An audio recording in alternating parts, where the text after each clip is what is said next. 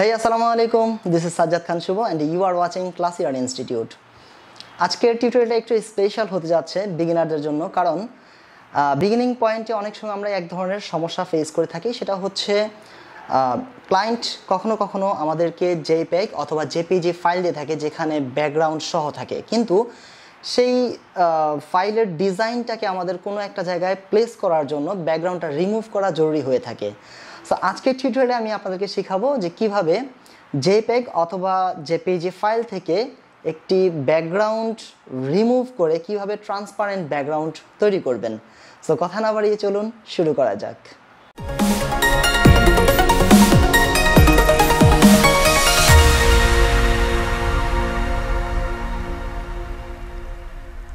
যেমনটা আপনি দেখছেন স্ক্রিনে, আমি অলরেডি তিনটি জেপিজি ফাইল এখানে ওপেন করে রেখেছি। একটা হচ্ছে example1, একটা হচ্ছে example2, আর একটা হচ্ছে example03।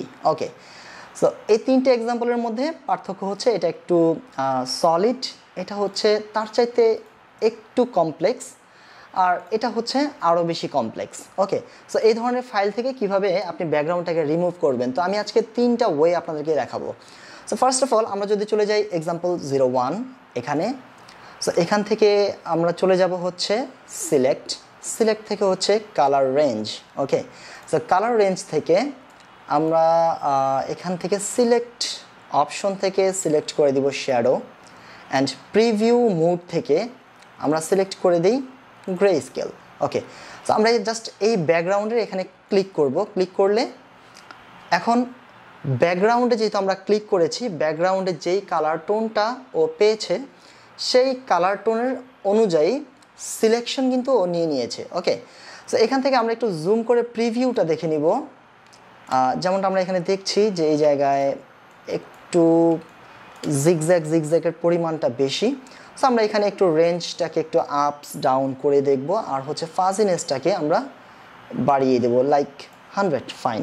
ওকে, সো আমরা এই অবস্থায় এটাকে ওকে করে দিব। সো ওকে, যেমনটা আমরা দেখছি এখানে অলরেডি একটা সিলেকশন নিয়ে নিয়েছে। ওকে, সো এই সিলেকশন নেওয়ার পর আমরা এটাকে যেটা করতে পারি, এই ব্যাকগ্রাউন্ড এটা যেহেতু লেয়ারটা লক করা অবস্থায় আছে, এটাকে আমরা জাস্ট ক্লিক করলে এটা আনলকড হয়ে যাবে, এবং এখানে আমরা এটাকে মাস্কিং করে দিতে পারি। রাইট, সো যেমনটা আমরা দেখছি এখানে মাস্কিং করলে অলরেডি ট্রান্সপারেন্ট ব্যাকগ্রাউন্ড চলে এসেছে। বাট এখানে একটা প্রবলেম আছে। প্রবলেমটা হচ্ছে কি, আমরা যদি একটা সলিড কালার নেই, একটু ডার্ক কালার ওকে করে দিই, এবং এই কালারের ব্যাকগ্রাউন্ডটাকে আমরা যদি লেয়ারের নিচে নিয়ে আসি, তাহলে একটু জুম করে আমরা দেখব যে এখানে বেশ কিছু হ্যালোস রয়ে গেছে সাদা, তাই না? সো এই ধরনের প্রবলেম এড়ানোর জন্য কি করণীয়? ওকে, তাহলে আমরা যেটা করতে পারি, আমরা মাস্কিংটাকে এটা ডিলিট করে দিলাম। সো ডিলিট, আমরা আবার চলে গেলাম আমাদের আগের লেয়ারে,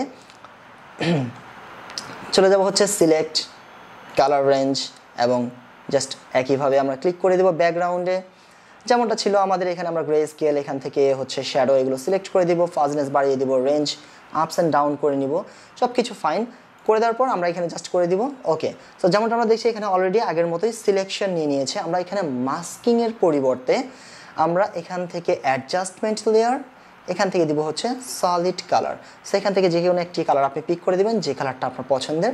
সো আমি ধরে নিন এখানে আমি হচ্ছে ব্ল্যাক কালারটাকে পিক করে নিলাম, অ্যান্ড ওকে। এবার এই লেয়ারটাকে আমি ফেলে দেবো এখান থেকে। গুড। তো এবার যদি আমি এখান থেকে জুম করে আপনাদেরকে দেখাই, এখানে কিন্তু সেই হেলোসগুলো নেই। রাইট, সো এক্ষেত্রে আমাদের সেকেন্ড যে মেথডটা আমরা দেখলাম এটা পারফেক্ট। ওকে, সো এবার আপনি এটাকে ব্যাকগ্রাউন্ড যে কালারটা ছিল এটাকে আপনি রিমুভ করে এটাকে ফাইল থেকে আপনি করে দিতে পারেন এক্সপোর্ট, এবং এক্সপোর্ট থেকে হচ্ছে save for web or export as. আমি প্রেফার করব আপনাদেরকে এক্সপোর্ট অ্যাজ দিবেন। ওকে, সো এক্সপোর্ট অ্যাজ এটা দেওয়ার পর একটা ডেস্টিনেশন ফোল্ডার সিলেক্ট করতে হবে। এখানে ফরম্যাট দেখিয়ে নেবেন পিএনজি, এবং এক্সপোর্ট ডেস্টিনেশন ফোল্ডার আমি দিলাম হচ্ছে সে ফর এক্সাম্পল ডাউনলোড। সো আমি এটার নাম দিলাম হচ্ছে test01। ওকে, ফাইন। সো এটাকে দিলাম আমি সেভ। গুড। সো এবার আমি যদি আমার কম্পিউটার থেকে ওপেন দিয়ে ডাউনলোড ফোল্ডারে চলে যাই এবং এটাকে যদি ওপেন করি, তাহলে test001 যে ফাইলটি আমরা দেখছি এটা কিন্তু অলরেডি ট্রান্সপারেন্ট ব্যাকগ্রাউন্ড আমরা দেখতে পাচ্ছি, রাইট? সো মেথড নাম্বার 1, এখান থেকে কিভাবে আপনারা ব্যাকগ্রাউন্ড জেপিজি অথবা জেপিইজি ফাইল থেকে ট্রান্সপারেন্ট পিএনজি করবেন, এটা আশা করি আপনারা বুঝতে পেরেছেন। সো এটা ছিল মেথড 1। ওকে, সো আমি এটাকে অফ করে দিলাম। চলে গেলাম হচ্ছে এক্সাম্পল 2। যদি কখনো দেখা যায় যে এটা একটু বেশি কমপ্লেক্স, অর্থাৎ ছোট ছোট জায়গায় ব্যাকগ্রাউন্ড রয়ে গিয়েছে, যেটাকে আপনার হচ্ছে কালার রেঞ্জ দিয়ে সিলেক্ট করতে ঝামেলা মনে হচ্ছে, সো এই ক্ষেত্রে আমরা একটা সেকেন্ড মেথড দেখতে পারি। সেটা হচ্ছে ব্যাকগ্রাউন্ড লেয়ারটাকে আমি আনলক করে দিলাম। এখানে আমি একটা ব্যাকগ্রাউন্ড কালার নিয়ে নেব, সলিড কালার। এখান থেকে একটা ডার্ক কালার সিলেক্ট করে এই ডার্ক কালারটাকে আমি নিচে দিয়ে দিলাম, যাতে এটা ব্যাকগ্রাউন্ডটা রিমুভ হলে আমরা যাতে ব্যাকগ্রাউন্ডের কালারটা দেখতে পারি। ওকে, সো আমি ধরে নিলাম এটা হচ্ছে আমার subject. So subject, okay fine. এবার কালার রেঞ্জ নয়, এবার হচ্ছে ব্ল্যান্ড ইফ দিয়ে আমরা এটাকে রিমুভ করব। কিভাবে?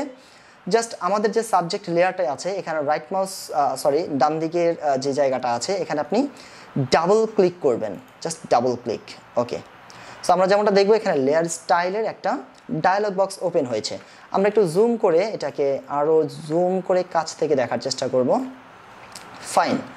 এবার এখানে আমরা ব্ল্যান্ড ইফে যদিও এর আগে অনেক টিউটোরিয়াল দেখেছি, এখানে যেমনটা দেখছি দুইটা অপশন আছে, একটা হচ্ছে দিস লেয়ার আর একটা হচ্ছে আন্ডারলেইং লেয়ার। ওকে, সো আমরা আজকে যেটা করব সেটা হচ্ছে দিস লেয়ার থেকে ব্রাইট যে সাইডটা আছে এখান থেকে আমরা এটাকে জাস্ট হালকা ড্র্যাগ করে দেব, দ্যাটস ইট।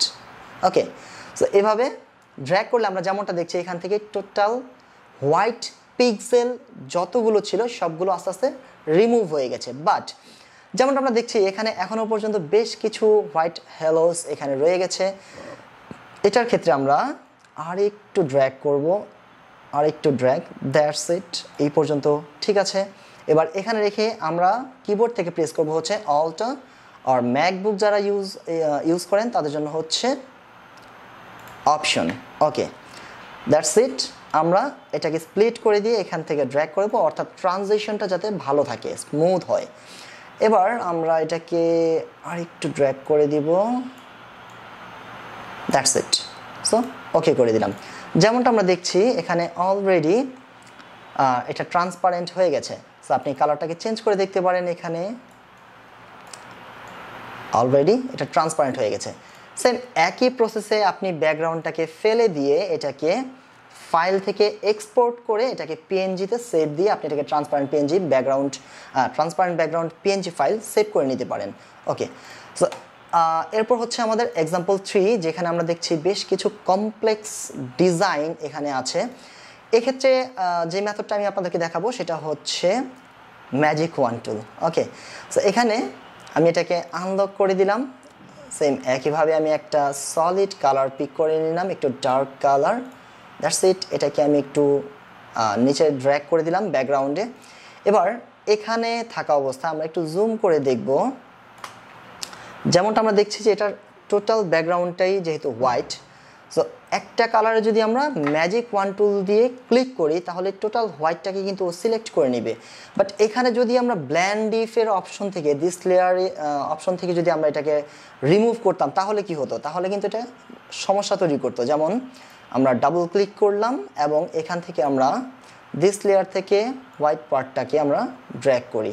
তো যেমনটা আমরা দেখছি এখানে যদি এইভাবে আমরা ড্র্যাগ করি এটা ব্যাকগ্রাউন্ড রিমুভ করছে, পাশাপাশি টোটাল ইমেজের মধ্যে বা এই লেয়ারের মধ্যে যতগুলো ব্রাইট কালার পিক্সেল পাচ্ছে সেগুলোকে সহ ও রিমুভ করে দিচ্ছে। সো ইমেজের ভেতরের অংশের যে ব্রাইট পিক্সেলগুলো আছে এগুলো আমরা রিমুভ করতে চাচ্ছি না। দ্যাটস ওয়াই এই ক্ষেত্রে আমরা ব্ল্যান্ড ইফ অপশনটা অ্যাক্টিভ কাজ করব না, ব্ল্যান্ড ইফ অপশন থেকে আমরা এটাকে রিমুভ করব না। আমরা যেটা করব এখান থেকে ম্যাজিক ওয়ান টুলটাকে নিয়ে নিব। সো আমাদের এই হচ্ছে কুইক সিলেকশন টুলের গ্রুপে ম্যাজিক ওয়ান টুল। সো ম্যাজিক ওয়ান টুল দিয়ে আমরা জাস্ট এখানে ক্লিক করব। সো ক্লিক করার পর আমরা যেমনটা দেখছি যে এটা টোটালি হোয়াইট এরিয়াগুলোকে সিলেক্ট করে রেখেছে। সো এবার আমরা এটাকে যদি মাস্কিং করি, দিলাম মাস্কিং, আমরা যেমনটা দেখছি এটা উল্টো দিকে মাস্ক করে রেখেছে, রাইট? সো আমি আনডু করে এটাকে কি করব, ইনভার্স করে নিব। এটা হচ্ছে Ctrl+Shift+I। তো এখন যেমনটা আমরা দেখছি এটা শুধুমাত্র আমাদের অবজেক্ট অথবা সাবজেক্টকে সিলেক্ট করে রেখেছে, রাইট? তো এবার এই অবস্থায় যদি আমরা মাস্কিং করি তাহলে আমরা দেখব যে অলরেডি ব্যাকগ্রাউন্ড রিমুভ হয়ে গেছে, এবং আমরা যদি একটু জুম করি আমরা দেখব কোথাও কোথাও এখানে একটু হ্যালোস রয়ে গেছে, রাইট? সো এই ক্ষেত্রে আমাদের করণীয় কি? এটা আমাদের যেটা করতে হবে, আমরা একটু আনডু করে নিলাম।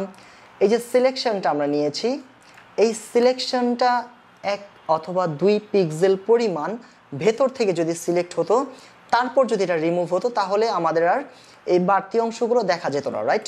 সো এই ক্ষেত্রে আমরা কি করব, সিলেকশনটাকে একটু ভেতরের দিকে নিয়ে আসবো। সেটা করার জন্য কি করতে হবে, আমাদের চলে যেতে হবে সিলেক্ট, মডিফাই, এখান থেকে হচ্ছে কন্ট্রাক্ট। ওকে, সো এখান থেকে আমরা জাস্ট 1 পিক্সেল দিলেই হয়তো বা এনাফ। সো আমরা 1 পিক্সেল দিয়ে আমরা এটাকে ওকে করে দিলাম। যেমনটা আমরা দেখছি এখানে অলরেডি সিলেকশনটা 1 পিক্সেল পরিমাণ ভেতরের দিকে চলে এসেছে। গুড। সো এবার এই অবস্থায় আমরা এখান থেকে দিব হচ্ছে masking. That's good. Okay, so আমরা জুম করে দেখব এখানে আশেপাশে কোথাও আর কোনো যেই হোয়াইট ডটেড পিক্সেল অথবা হ্যালোসগুলো ছিল সেগুলো কিন্তু এখন আর নেই। এবার আপনি এটাকে ব্যাকগ্রাউন্ড যে লেয়ারটা ছিল এটাকে ডিলিট করে ঠিক একইভাবে ফাইল থেকে এক্সপোর্ট করে এটাকে পিএনজি হিসাবে ব্যবহার করতে পারেন। তো আশা করি কিভাবে একটি জেপিইজি ফাইল থেকে ট্রান্সপারেন্ট পিএনজি করবেন এটা আপনারা বুঝতে পেরেছেন। যদি নতুন কিছু শিখে থাকেন তাহলে অবশ্যই আমাদের ভিডিওতে একটি লাইক দিয়ে দিবেন। দেখা হচ্ছে আমাদের নেক্সট ভিডিওতে। টিল দেন, আল্লাহ হাফেজ।